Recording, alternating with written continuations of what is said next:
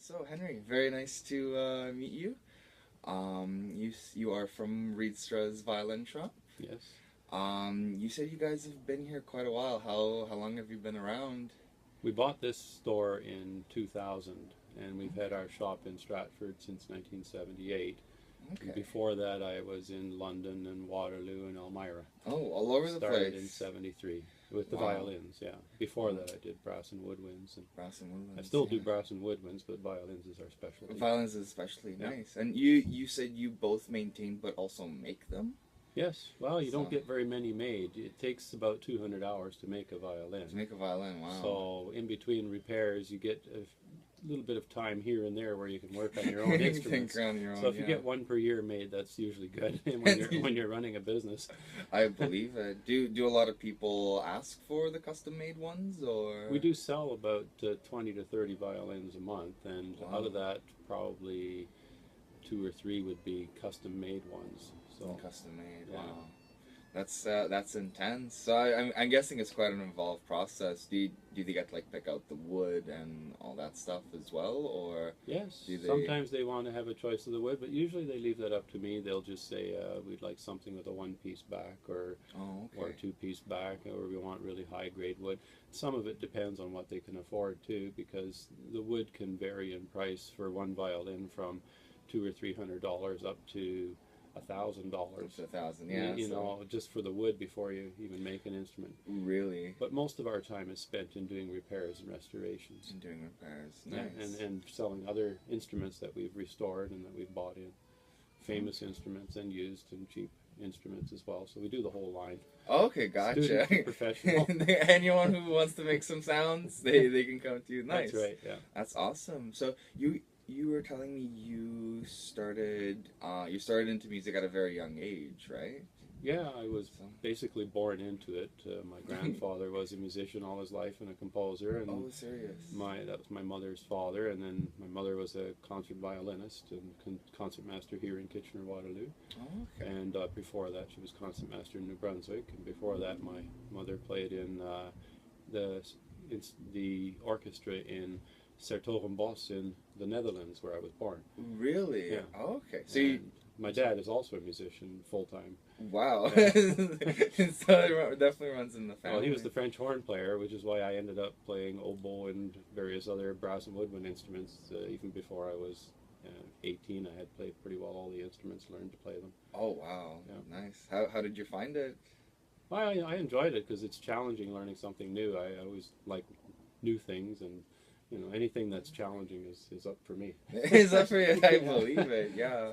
So how did you get into the violins from the brass and woodwinds? Well, I started with the cello when I was 8. I think my parents tried me on violin or viola before that, but I wasn't really ready to learn an instrument, I think, until I was 8. And then I just started on the cello and progressed very quickly, and by the time I was 16, I was hired by the Kitchener-Waterloo Symphony Orchestra. Are you serious? Yeah. Nice. So then, I guess in terms of out of all these instruments, do you have any favorites, or do you have anyone that is closest to heart?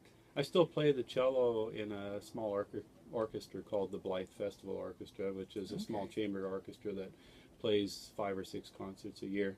Okay. So, Here in KW, or no, mostly in the Seaforth, Goderich, London, sometimes Stratford, Mitchell, Clinton area. That's where most of our concerts are. Oh, okay, nice, nice. That sounds pretty fun. So I guess what's a day at the shop like? What do you guys usually do? Because I know you do the sales and repairs as well. What is it like? Every day people come in for new instruments or used instruments, or for changing the instrument that they have. There are beginners, there are people that are highly accomplished. Sometimes you get emergency repairs, like there's one coming in today for somebody that has to play at 2 o'clock and something's happened to their instrument, so they have to have it fixed immediately. Fixed up, yeah. And sometimes a bass player will come in and his entire bass will have opened up and he has to play on Friday, and he brings it in on Wednesday. and you basically work steady for about 10 hours on that, getting it right. Getting a bass to get and back in it's shape, tough to get it ready for that, short a time period when you're dealing with something that big, but it can be done if necessary for an emergency situation. If it needs to be done, it needs to be done, right? Yeah. I believe it. So, what kind of music do you usually listen to? Or what? I don't have much time to listen to music, unfortunately. I spend most of my time doing shop things, repairs and restorations, and purchases, and dealing with people on emails and internet, and that takes up pretty well all my time. People interviewing you. if I had the opportunity to listen to music, I'd probably listen to all the famous music, the historically important music. That's what I grew up with, and that's probably what I would enjoy the most. Okay, nice. I understand.